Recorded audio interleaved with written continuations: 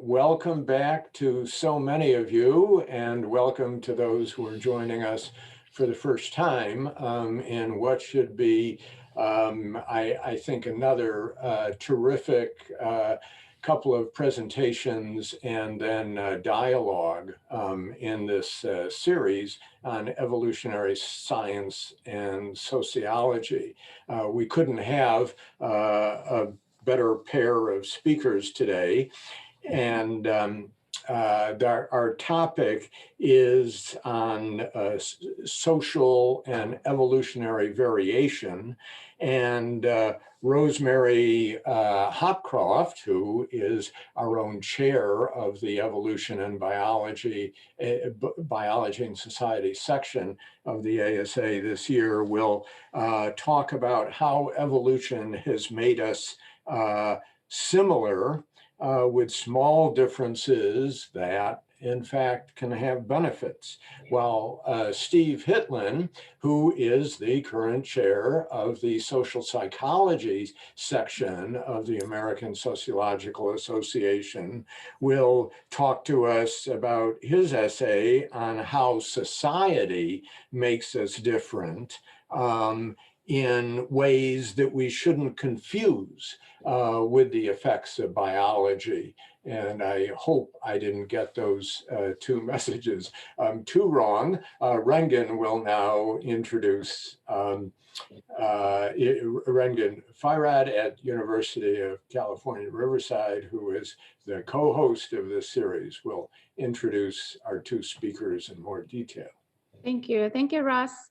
Thank you so much, everyone. Welcome. Thank you for joining us again. I'm really excited to have this session. I'm like a fangirl right now, so I'm very excited and honored to be introducing our two speakers.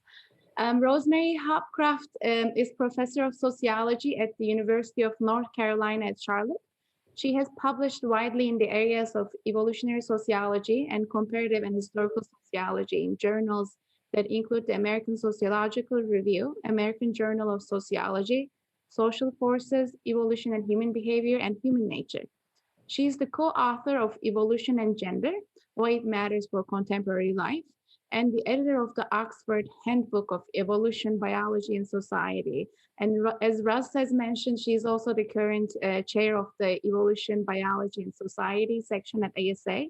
And we are so grateful for her because she's been very active and helpful to support our section, and she's hopefully going to stay for another year as the chair, so we're excited to have her continue in that role as well. Next I would like to introduce Steve Hitlin. Stephen Hitlin is professor of sociology and criminology at the University of Iowa. His research focuses on social psychology, self and identity, morality, values, agency, and the life course. He's the author of Moral Selves, Evil Selves, The Social Psychology of Conscience, co-author of Unequal Foundations, and the lead co-editor of the Handbook of the Sociology of Morality.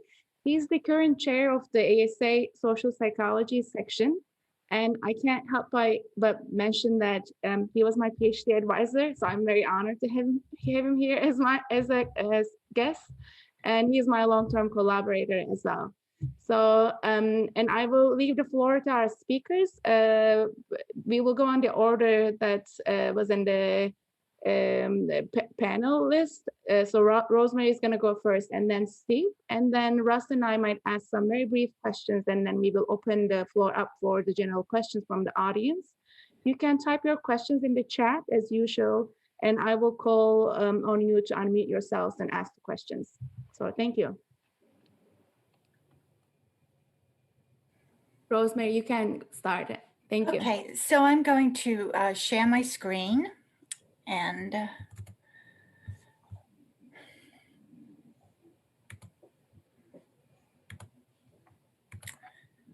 okay, and I think I will try to get rid of myself, but there we go. Okay, so how COVID-19 reminds us we are more alike than different. And all over the world, the most vulnerable to dying from the COVID-19 virus are the elderly, as well as males in all age groups. And here's some data from the US. You can see that the deaths by age group increase as age increases. And here are deaths by sex. This is in the US. You can see that 54.3% of the deaths have been in the US have been male from COVID. Here is some data from the rest of the world: South Korea, Spain, China, and Italy. And you can also see that as age increases, the percentage of deaths increases in all countries, all these countries. And here's the global gender difference in mortality from COVID. And you can see that around the world, about 57% of COVID deaths have been male, 43% have been female. And this is a pattern common at all times and in all places. The elderly are more likely to succumb to any disease, and the excess mortality of males in all age groups is well known to demographers. And the vulnerability of the elderly is because all sexual organisms senesce. Age-specific mortality rates in many species increase exponentially over most of the adult age range, and the longevity potential of a species, including humans, is an outcome of evolution by natural selection. Similarly, mortality is sex-specific in most organisms, and in humans, mortality tends to be higher among males than females, and this is also a product of evolution. Males are also more prone to risky behaviors that can lead to their early deaths, and this too is likely a product of the different selective pressures that males and females have faced over evolutionary time. Now, I have used such an evolutionary approach in my research on sex differences over the past 20 years. I've been particularly interested in the results of sex differences in parental investment. I've tested the Willard hypothesis. This is the hypothesis that mothers in good condition will have a sex ratio skewed towards males, and that high SES parents will tend to invest more in their sons than their daughters. And these are a couple of those publications. And I've also been particularly interested in the measurement of male fertility and the relationship between status and the number of biological offspring for men. And this is a fairly classically, I understand classically sociobiology, and I've had surprising results. Anyway, now this evolutionary approach to sex differences has provoked disapprobation among many of my colleagues and fellow sociologists. As Stephen Hitler notes, to most sociologists, the evolutionary approach to sex differences connotes essentialist thinking, whereby similarities across social groups are universalized and differences may be credited to immutable traits, for example, gender. And most sociologists think of sex differences in behavior as entirely a result of culture-specific gender norms. And many suggest that absent these norms, there are no important differences between men and women. As Stephen Hitler also comments, as sociologists, we start from the social and explore how it gets inside, rather than focusing on the human organism. Yet this can often lead to circular causal arguments. For example, men and women do different things because of different gender norms. We know what gender norms are because that is what people typically do. So evolutionary theory is obviously, I think, useful because it can help explain why the norms are the way they are.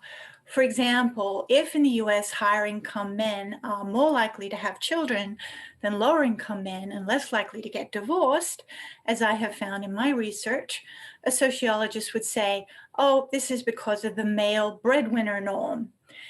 Yes, while we can all agree that culture-specific prescriptions do shape what men and women do and account for differences across societies, there are also human universals that evolutionary theory can explain, and I argue these universals are necessary for complete explanations of social phenomena. So, for example, the tendency for women to be responsible for most of the care of young children and associated activities, for example, cooking, keeping the house clean and safe for children, in all societies, women are disproportionately involved in childcare. This can be explained by differential parental investment theory. Women have greater fixed biological investments in offspring, larger, rarer gametes, the energetic costs of gestation and nursing.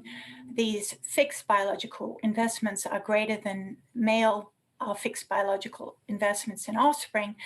As a result, there has been greater selection for traits that encourage caring for offspring in women than in men. And this is the reason why universally in all countries, women are much less likely than men to abandon their offspring. And this universal can help, this evolved universal can help explain the persistence of norms such as the male breadwinner norm, even in a society such as the US, where the majority of mothers work and over a third of working wives make more than their husbands, according to the US Bureau of Labor Statistics. Further, I have argued that assuming no important differences between men and women typically means assuming that women are just like men. This is itself sexist, as it assumes the best way to be, or perhaps the only way to be, is male. And this has been the opinion of the majority of scholarly writers, mostly men, throughout our patriarchal past, from Aristotle on down. Last, often sociologists who take an evolutionary approach are accused of racism. It is assumed that their approach means that they posit that certain people or certain groups are more affluent, successful because they are biologically and or genetically better in some way. Yet most evolutionary sociologists, as well as sociobiologists and evolutionary psychologists, posit that there are few, if any, genetic or biological differences between socially defined racial or ethnic groups. And individuals across groups have many more genetic similarities than differences.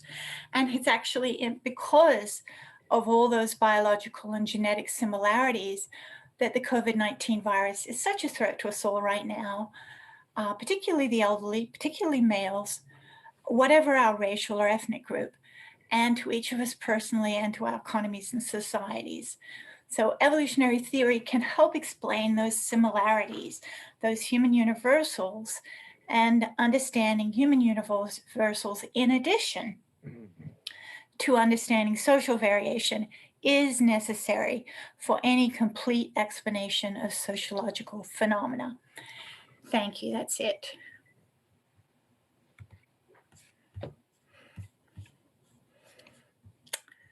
Okay, thanks very much. Thank you, Rosemary. Steve, you can go ahead as well. I don't know if you had slides, but. I have a couple. All right. Does that work? Whoops. All right, are you seeing my slides? Yes. It's not telling me that's all right, cool. All right, well, thank you for the invitation. And I guess I'm gonna end up showing a lot of my ignorance during this. So first, I just want to apologize to the group. I'm doing the sort of worst thing you can do in an ongoing group like this, which is drop in when it's my turn and then drop out. I plead high investment in my 3-year-old and 1-year-old biological offspring during COVID times is sort of, I can do the things I have to do, but I can't do everything I want to do this semester. So I apologize to the group for kind of popping in, although I've done the reading. And in that vein, I'm going to just do kind of an overview on the variation part of what I wrote about. I am very pro, and I don't know if I speak for everyone in social psych, and I think I'm going to be a little insultingly simple with what I talk about here, but I'm very pro biology in terms of what sociology needs to do a better job of engaging with. I'm not sure as much about where evolution fits into the kinds of issues that social psychologists care about. So I'm actually open to how this thinking might work. So this is the title of the short essay that I wrote, and it might just be my contrarian personality, but I'm not sure that evolution fits so much into the kinds of things we do. That's not to say it shouldn't, but I don't think it does. Okay, so in sociological social psychology, we're kind of trying to span a couple of fields, one of which is very invested in sort of biology and evolution, and the other, as Rosemary said, is kind of afraid of it. And so you have sort of a focus on the organism as a very rough oversimplification of what psychologists are doing, and a focus on the environment is a very big over-socialization of what many of us are doing. Somewhere in there is sociological social psychology, okay, the process of what people do based on the actual and implied impressions of other people. Okay, so we're trying to sort of assume when I teach this to my students, my undergrads especially, there's a world out there and we're trying to fit into it. And we have some constraints, but biological constraints, but okay, we're trying to fit in. That's pretty obvious. What I'm less clear about is sort of the observed differences in the world that we see now, how much of them come from evolutionary processes. And so it's that balance that I'm sort of just trying to figure out myself. So for example, classic cross-cultural psychology talks about differences in perception. And so it's a bit, again, today will just be oversimplification day, but as an oversimplification, a lot of Michigan psychology has been talking about people, depending on what part of the world you're from, will look at this scene very differently. I'm in America. I'm unfortunately fairly American. The fish in here are all that I care about and all that I see. There's a few big fish and they're clearly steering the scene. But people from other parts of the world will talk about this little frog here and about the plants, and they just supposedly perceive a different world. Now, has that happened evolutionary in the last 1,000 years of America? Like, I don't really know where this comes from, but we can find this. Another set of things, I'll talk about values more in a moment, but this is Englehart's political scientist, Baker's sociologist, sort of mapping a couple of dimensions that they link very much to national GDP, sort of a level of development. And that's whether your society is focused more on survival, kind of a Maslow's hierarchy needs, or has room to have a concern with values that are benevolence in the environment and caring about people. And then basically just how religious you get. Right? So the more GDP you have, the more you move sort of up this diagonal here towards the most, let's say, universalistic values and the least religious and this kind of thing. Right? So again, the evolutionary basis for these things being important makes sense to me, but then the variation just is more where the action is, I guess. So this is just a project I'm working on with Reagan, so we could talk about that if you're interested. So I'm teaching social theory this semester. I just gave my Weber lecture, part of it yesterday, but Durkheim very much thinks, and I'm going to use this to move to my topic of interest a little bit more, which is human morality, whatever in the world that is. And Durkheim very much thinks that you learn about a particular society based on its sort of moral elements. Okay, which is in contrast, I guess, with a lot of the evolutionary arguments about human morality that are out there now, and some of which I'm quite swayed by. I think the social interactional part of how we evolved makes sense, but then the action is, okay, what do we care about? Morality is an incredibly abstract thing, and so when I try to explain to like my in-laws what we're talking about with morality, what I do is I use this scale from John Haidt, you may have heard of, and one of his students. This empirical scale doesn't work very well, right? So they've done a lot of work with this. It doesn't tell you very much. There's other better things. But for explaining what moral is, what they've asked people is to put a price on various behaviors. Okay, so how much would I have to pay you to kick a dog in the head hard? So this is in American dollars. So 100,000 is a good day's work, and a million's a lot. So, if you were to mark on this, no amount of money would let you engage in this particular behavior, then that's where I would argue, and I think Durkheim might say, you've drawn a moral line, right? It's something, like Kant says, outside of a marketplace thing. It's an end in itself in that way. And so when we talk about morality, right, on one hand, humans have evolved, these guys argue, these 5 domains: harm, fairness, we care about our in-group, concern with authority and purity. And so Haidt would say that evolutionarily, these are like taste buds, and that we've developed the capacity for these to base our morality in. But then the more proximal, I would say, sociological concerns are sort of, well, which groups, societies, and people are higher or lower on each, which dimension. The psychologists are arguing if there's 6 now, there's a lot going on over there. But just as a basic idea, what are we talking about? So I end up with this in terms of focusing on values, and this is work, again, I'm doing with Reagan and trying to steal from other disciplines.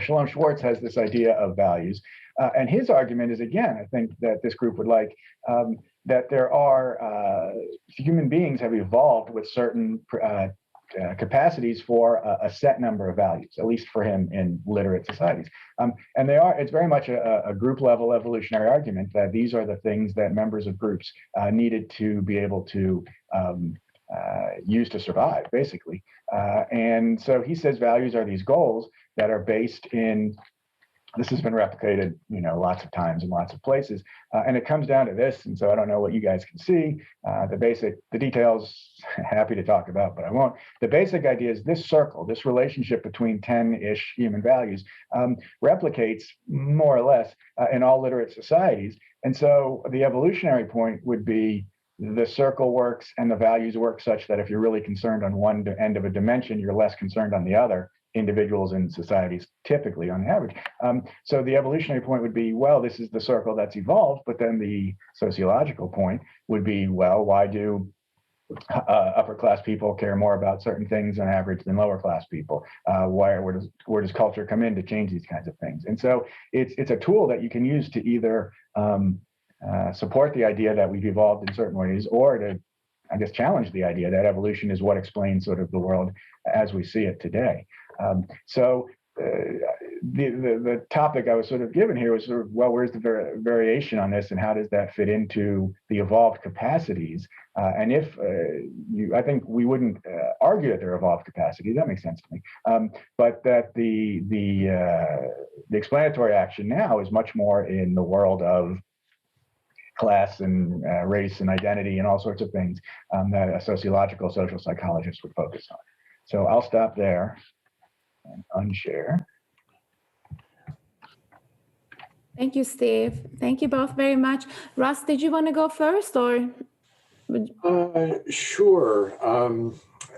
Fantastic presentations and really impressive thinking behind both of them. It's hard to know where to begin, and I will have to force myself to stop. But I will just ask two basic questions, one of each speaker, and maybe nibbling around the edges of so many arguments that I think are irrefutable. For Rosemary, about us being evolved to be more alike than different, I wanted to ask about two changes in the statements in your essay.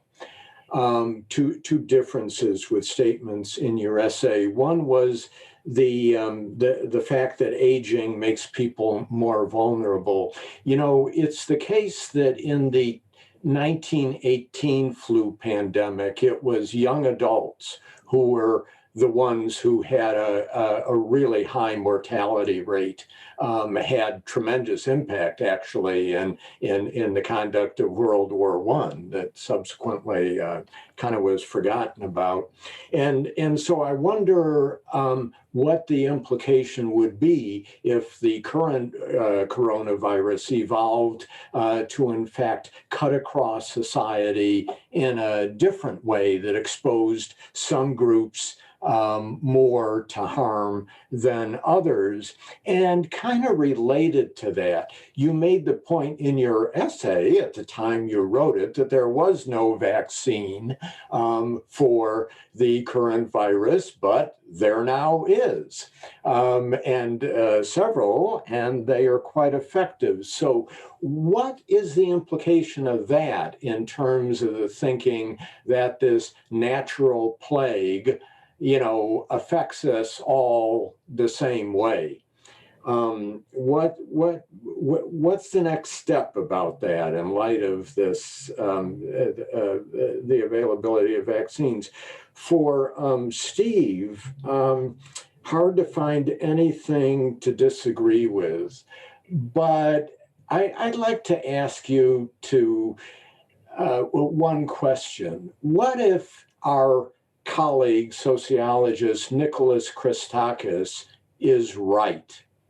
In other words, what if what evolved in human evolution was a blueprint for behavior that made people need and be oriented to connecting with others, so to relatively egalitarian group living, to not feeling right, not feeling satisfied, if in fact the groups in which they are functioning do not provide that support, if parenting doesn't provide secure attachment. You know, it's impressive to see the matrix of possibilities in human behavior that you find when you look at all literate societies in the world. But you know what?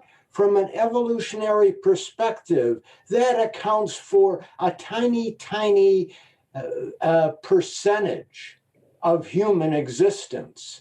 The whole time that people were evolving and going back before Homo sapiens, there was in fact a common process going on, one could argue, pushing in the direction of needing and privileging social ties and social connection. And so what if Nick Christakis is right, that that is the human blueprint, and that in fact this social variation created by culture, which is obviously reflects human evolved capacities, but what if it means that you can get it right and you can get it wrong? And if you don't follow that blueprint, sooner or later, Rome is going to collapse right around,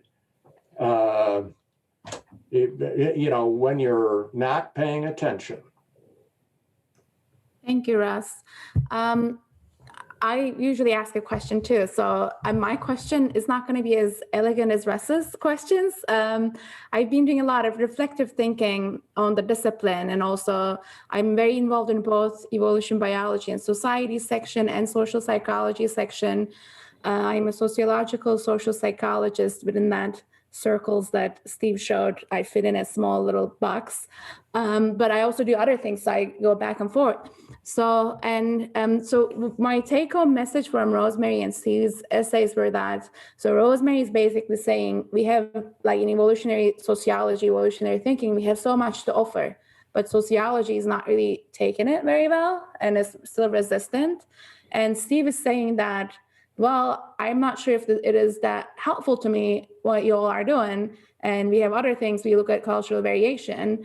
I also know that Steve is organizing a session, an essay on titled "What is Wrong with Social Psychology?" So my question to you both is that what is wrong with sociology, and what can we do about it? Like, Rosemary, is there a way to overcome this bias and like push back to evolutionary sociology? And Steve, what can the other side do for social psychologists to be able to speak to them, like neurosociologists, evolutionary sociologists? What is a good way to open a dialogue, a cross dialogue between different perspectives and perhaps a collaboration? Thank you. Rosemary, okay. Yeah, you want me to? I'll deal with yes. Russ. God, yes. I want you to go first. Yeah. Russ's comments. Well, evolved tendencies are just tendencies, and typically the elderly are more vulnerable to disease, and that doesn't necessarily mean the elderly are always the most vulnerable to disease. Just like women tend to live longer than men, but this is on average, and you know, many men live longer than many women, right? So, you know, so these are tendencies, and you know, and obviously the tendency for women to invest in their children, obviously that's just a tendency. You know, some women abandon their children, some women kill their children, but that doesn't happen very often. And it's generally more likely to be fathers. Sorry, Steve. I'm sure you're an absolutely great father, but statistically, as you understand, statistically, men are more likely to abandon their offspring. And that doesn't mean anything about an individual or what have you. It's just the average. And and the vaccine, I mean, obviously, part of our evolution is this ability to have a fabulous culture that includes science, which is part of our human culture. And I'm very thankful that by using the scientific method that we have come up with a vaccine, which is terrific. And I did realize when I wrote that essay that we didn't have a vaccine at that time. And I guess the only other thing I want to say, I do think, and this is sort of to Rangan and also to Steve, is that I do think evolutionary theory can help social psychologists. And read, for example, Joseph Whitmire's essay in the Oxford Handbook of Evolution, Biology, and Society. He talks about all the ways that evolutionary ideas can help social psychologists. And but I would just add, social psychologists are very interested in norms. And I tried to give an example in my talk of how evolutionary ideas can help us explain why certain norms seem to be somewhat universal, obviously with lots of individual variation. And so, I mean, and to Rangan, how can we get sociologists to think that evolutionary ideas can help us? Well, I'm not sure. I haven't given up a little bit, but because actually, and going back to George Homans in the 60s, talking about social psychologists, he was talking about the fact that we need to go down at least to human psychology to get, full explanations of the social. That was the whole point of that famous essay, Bringing Men Back In, from 1960 or whatever, that you have to bring in. And obviously it's very dated now, it should be bringing people back in. But he was responding to the functionalists that there weren't, human flesh and blood people in the whole functionalist scheme. And I would say to sociologists, you need to have full flesh and blood evolved humans to fully understand everything, pretty much everything in the sociological realm of what we focus on, which is the social. So that's my response. Hopefully I responded to everyone. You can take over. Sure. Well, let me just solve it all. Somehow my students can multitask the chat and the talking, and I can't while I'm trying to read these great comments and also come up with something to say. So I wrote down a few things that ends up looking like a bunch of sociological Mad Libs. So I'm not sure I can make a coherent thought here in response to the questions. I think my sense is, so the Christakis book I think that's not an issue for people in my world, where it's not that anyone's even anti the idea that these things evolved and that there's probably some sort of blueprint. That makes sense to me. The issue is sort of what does that do for the kinds of problems we're trying to solve these days? So in sociological social psych, and Rangan is in a box of her own in that, I'll get rid of that. But in the rest of the field, right, so we try to study, like, I think humans have evolved to have status distinctions. It seems to me we've evolved to make in-groups and out-groups. That seems pretty clear as well. Dr. Sunar in the chat, I noticed, has the Brown book on human universals, which is great because yes, these things are there. But then the interesting questions aren't sort of, are there status differences? Sort of where and how and when and why do we cling to them? And so I sort of, I'm not against the Christakis thing. I think it makes sense. And actually what's useful about that is the idea that not the selfish gene as we were talking about before, right? But maybe we've evolved to kind of be good to people, right? That seems pretty basic also to human organization. Otherwise we wouldn't have society. So I don't know that anything I'm advocating argues with that. It's just more of the when and the how and those kind of questions. Rick Schwader, I think I mentioned this in the piece I wrote here, but his idea is like, okay, even if you could identify the 2 core moral principles, and he thinks there's 3 in a weird way, it's a long story. But even if you could, that's not where the action would be, right? If this is where humans are, but why do some cultures translate justice this way and others that way? And why does social caste in his work really channel it? So that's where it's, there's no anti-evolution. It's just not sure how it helps. My sense of the history of this, all right, I don't know, like, in social psychology, when I was getting trained, which I'm now old enough to say when I was getting trained, but sort of 20 years ago, the people training me came up in the idea that to differentiate the field, there needed to be this idea of the social construction of reality, and that we had to sort of show that we are not psychology. So there was a real push for those sorts of cultural construction ideas, and a real sort of fear, hesitancy of anything that smacked of biology, of immutable social differences. And I can think of conversations I had, talks I went to in my graduate training 20 years ago, where biological differences came up and were shouted out of the room by the gender scholars because you didn't want to open that door. That's somewhat generational. I think as sociological science moves on and gets a little more advanced, some pockets of the field are much more comfortable with that. So Rangan pointed out, again, I think I'm just a little bit of a polite contrarian, but the one power I used with being chair this this year in the section is to do this section, what's wrong with social psychology? Because our field can tend to be fairly insular. And so I tried to get some people who are 1 foot in my field and 1 foot somewhere else. So for example, Jeremy Fries, first person I asked to join the panel, because Jeremy's done the social psych training, but he's very open to biology mattering. And one of his contributions has been to go hang out with geneticists and explain to them where you need to take into account things like mother's education to explain your findings. And so they're publishing things in Nature, in which the fact that people like Jeremy and Mike Shanahan and Guang Guo, Kathy Harris are sociologists who are speaking outside of the discipline. That's great. That's useful.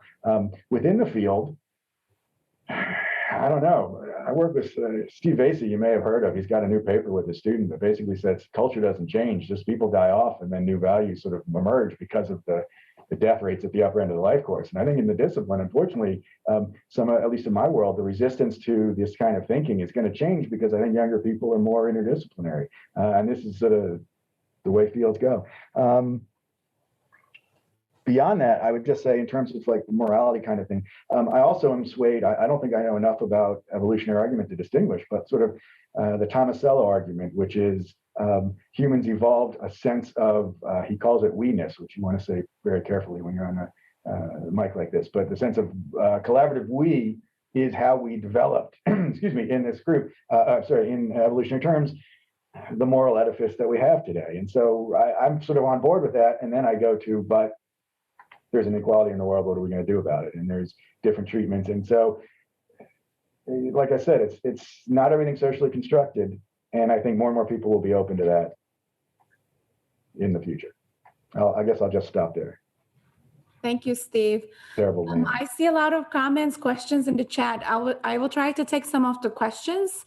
I will ask you to unmute yourselves. I see a question from Steve Gilbert. Steve, if you could go ahead and ask the question. Sure. Just to preface it before I guess I'll kind of read what I wrote.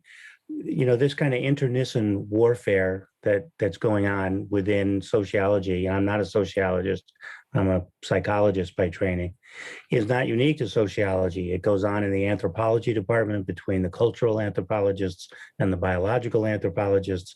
In my discipline, it goes on between evolutionary psychologists and just about everybody else in psychology. And I'm not naive enough to think we can all join hands and sing Kumbaya and be done with it. But in that spirit, I'll just kind of read what I wrote, which was quite reactive to one particular comment in Steve's essay. He wrote that questions of stratification, interaction, and status attainment are processes much more guided by concurrent social arrangements than evolved capacities. So I was struck by the much more comment. And so my comment to react to is I wrote, one cause may be more interesting to one scholar than another, but that's different than saying one is more causal. And I prefer to think of evolved capacities as the melody and the concurrent social arrangements as the instrument the melody is played on. The instrument changes the pitch, the tone, and the timbre of the melody, but the music of human life is not played without both. Neither is more influential or more interesting than the other. Your thoughts on this?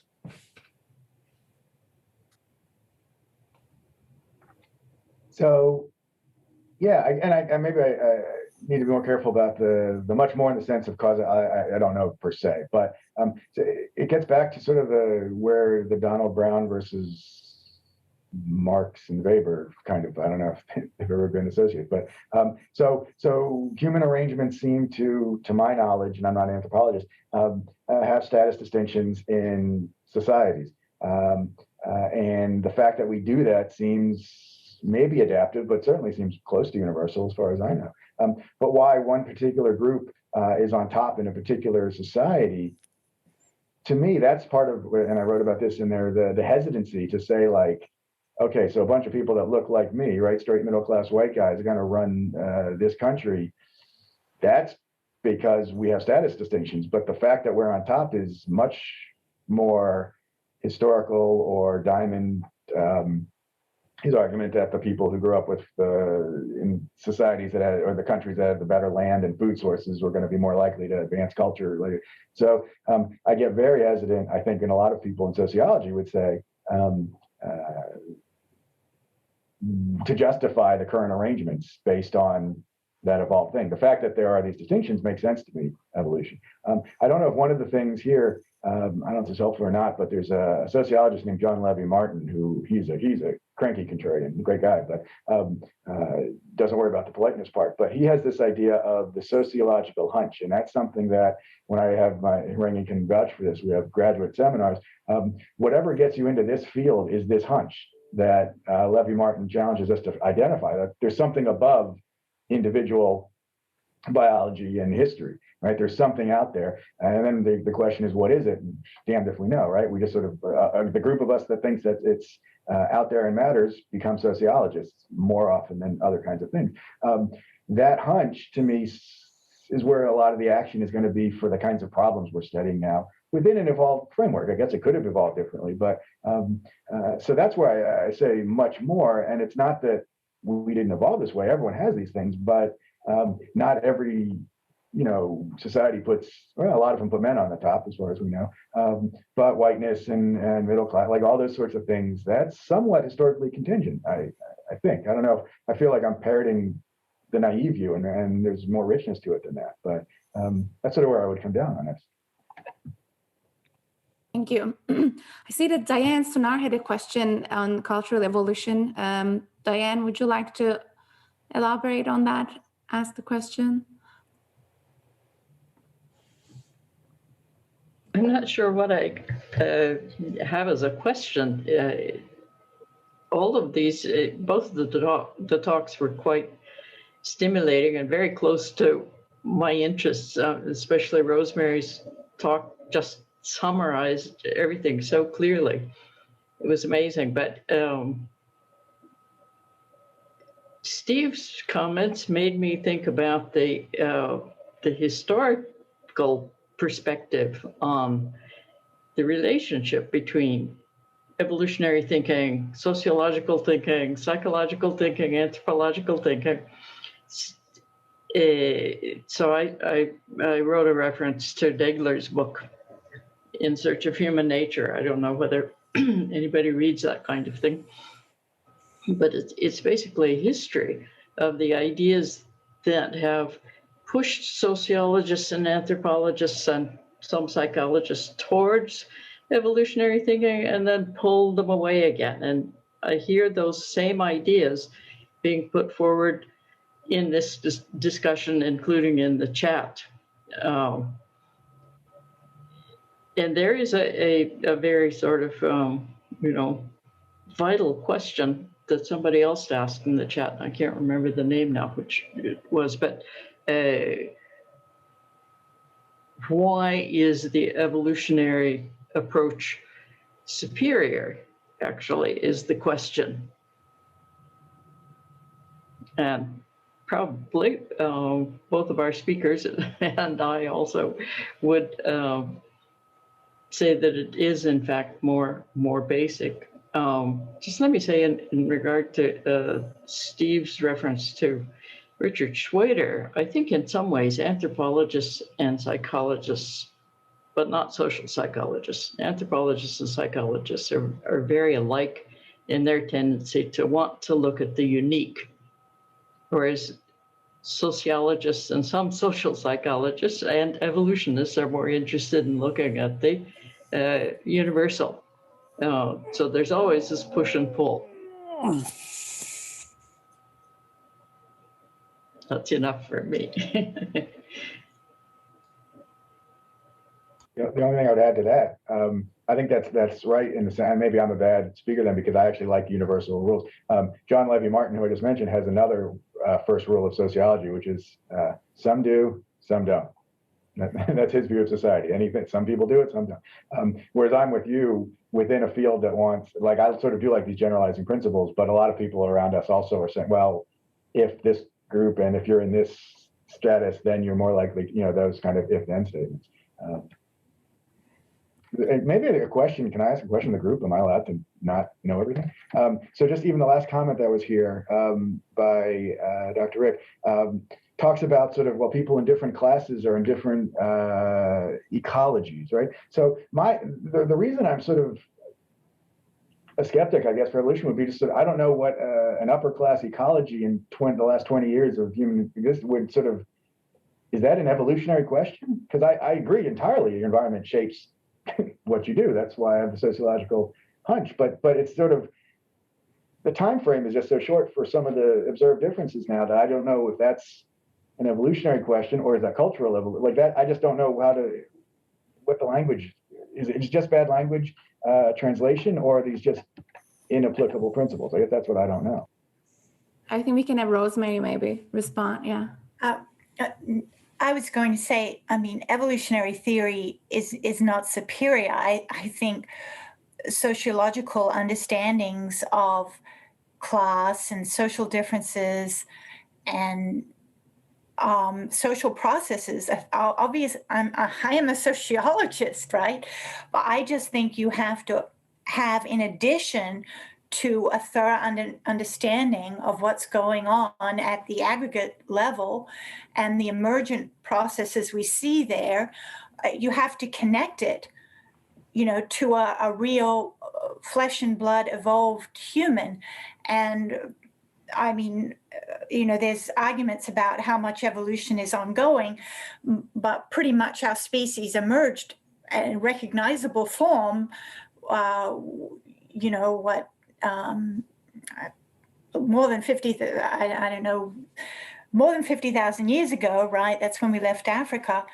I mean, there may be some I see articles in journals and so forth arguing that there's selection for this, that, and the other, but certainly the basic points of human nature have been the same for thousands and thousands of years. So, I mean, obviously, the social has changed, looking at the ecology of humans and how that is so different today. I mean, obviously that's essential.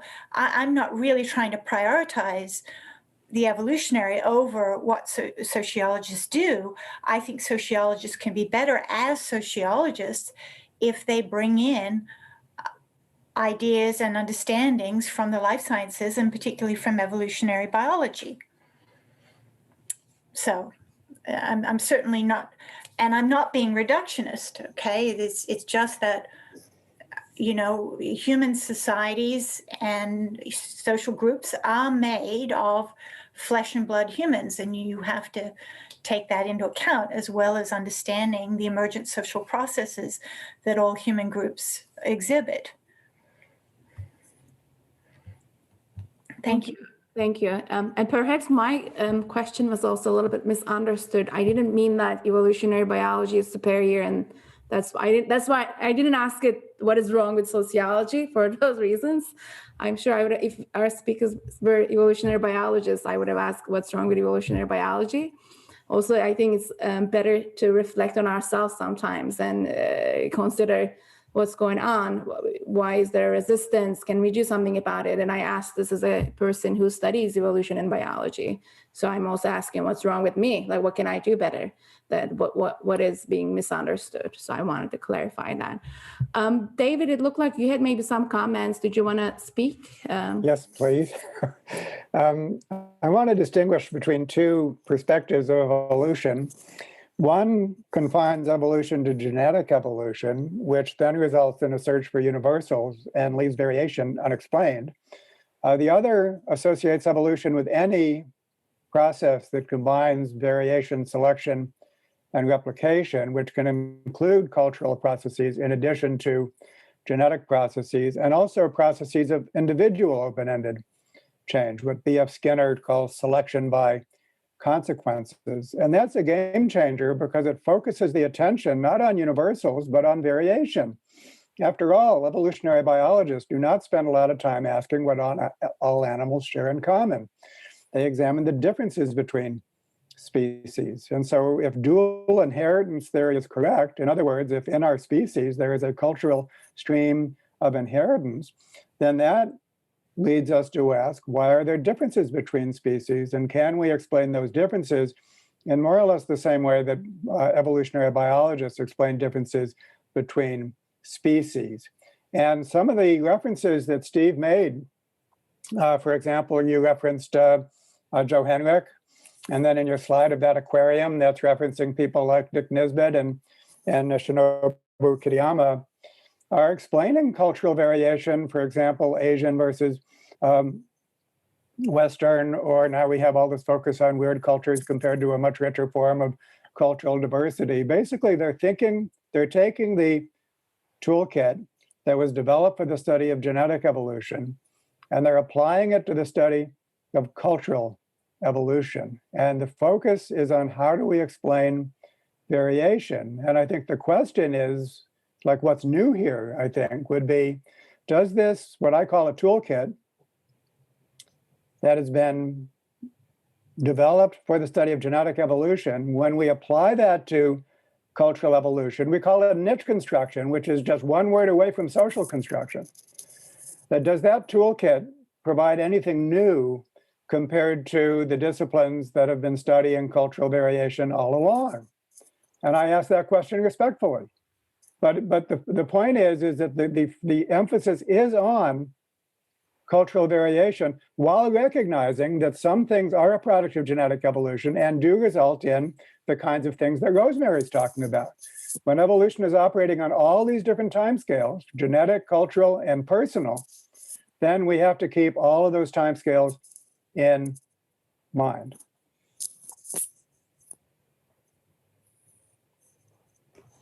Did either one of you want to respond, or Rosemary or Steve? Do I have anything, another question? But so, okay, so what counts as a niche, right? So East-West is one thing, but then people within those groups, right? Koreans are we're not Chinese, right? That sort of thing. Within China, you have people that have a lot of power and some money, and sort of like where there are a lot of different niches in play going on, and some of those shift quickly, right?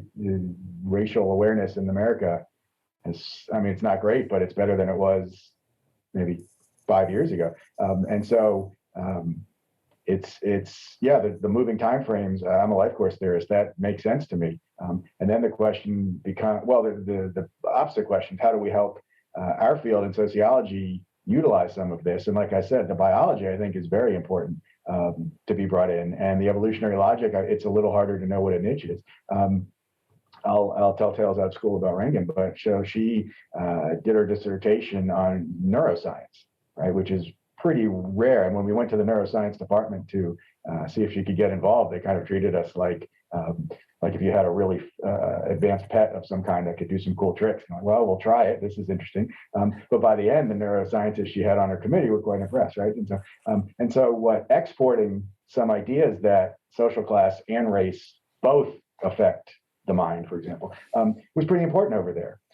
Trying to shop those ideas in sociology to sociology journals has been sort of just getting hit in the head with a bat again and again. And then your dissertation chapter went into a top neuroscience journal, right? So that's a disciplinary problem in terms of making the case that this is useful within our view and without. So there's a paper to be written on niche construction versus social construction. I have to think about that a little further. I like that idea. But the niches, my very bad understanding of evolutionary world is that the niche of college faculty, is that a niche and that's reproduced. Like I don't know quite how to think about these sorts of I guess I was just going to say in response that I think that cultural evolution and niche construction and social this clearly goes on, social constructionism, but I would argue that genetic evolution, as Wilson said in Human Nature, on Human Nature, that it's kept on a leash, and that if it gets too wild and far away from, basic human tendencies, then it dies. So, I mean, I think you've seen all sorts of wild and crazy cultures, right? You had the Shakers who were celibate, which is very far removed from our flesh and blood nature, right? And but sure, they had a functioning, quite thriving human society for a short time, but then it didn't last. So I guess that would be my argument. Thank you. We have only 2 minutes left, but I see one other question in the chat that it's from Kathleen Hart. Maybe I'll try to take that. I'll be a little ambitious. Kathleen, if you would like to ask that. I can't remember what I said. I think I was talking about an evolutionary understanding of developmental plasticity. I'm kind of out of my depth here. I'm a French professor. So I guess sort of like the way that culture interacts with our evolved tendencies. I mean, I just want to I'm having a hard time following sometimes because without a specific example, I get kind of lost. So I'm just thinking of earlier talking about women being caregivers all over the world more than men. So for instance, if a woman has, is just on average, women are more sensitive to a baby's cry. Then in a 2-parent family, the woman is going to probably react by picking up the baby more often, to the point that the baby's going to want to prefer the mother over the father. And so I guess I just feel like these kinds of things get left out of sociological approaches that don't account for evolution. I'll end there. Thank you. We are officially out of time. But Rosemary or Steve, if you wanted to quickly comment or have any final comments or notes, I could take that. Yes, I guess, this is obviously an interactive process that women apparently are more sensitive to sound, okay? And so that sort of reinforces the whole caregiving thing, behavior. But of course, the reason, women have evolved to be more sensitive to sound. And so, I mean, obviously these different tendencies, support certain social constructions as, mothers are the primary caregivers and so forth. I mean, this obviously happens, but all these tendencies are a product of evolution. So that's all I wanted to say. Thank you. There are more questions, comments in the chat. We're saving them, we're compiling them and sending them to our speakers so that they get a chance to respond. David, If I just to say, because I'm reading Gregory's comments, and he asked, basically, are we open to some more kind of skeptical arguments? And we are. So I think that I wanted to encourage that. And then even to the point of, I haven't checked with you and Russ, but I think we'd be happy to have an extra session if people think that really the other side hasn't been given fair airing. Then by all means, let's do that. At least I'm game for it. And so I just wanted to indicate my openness to that. I'm absolutely fine with that, but I want to be mindful of people's time. So if anybody needs to leave, please, because everybody have different commitments and duties, please feel free to do so. But I'm happy to stay. And Gregory, would you like to unmute, ask, comment? I think David was. I don't mean to take your time, but thank you for inviting me, and I appreciate that. I'd be glad to follow up with some of these questions. This matching problem that's been published just in 2020, I think is very important and needs to be dealt with. What I've read of Rosemary's work doesn't face that problem, and I think if it's left out, then we're dealing with a totally different field. And if sociology is going to go one way rather than studying development, studying the time frames that we're actually dealing with today, then we don't need this deep history stuff, which really ruins the field. I've written about this in regard to COVID and the scale we're dealing with, but I'd be very happy to come back and put some of those ideas on the table that do oppose this view of let's talk about evolutionary psychology. But thank you for the time to hear. Good. Okay. Okay. Well, thank you, everyone.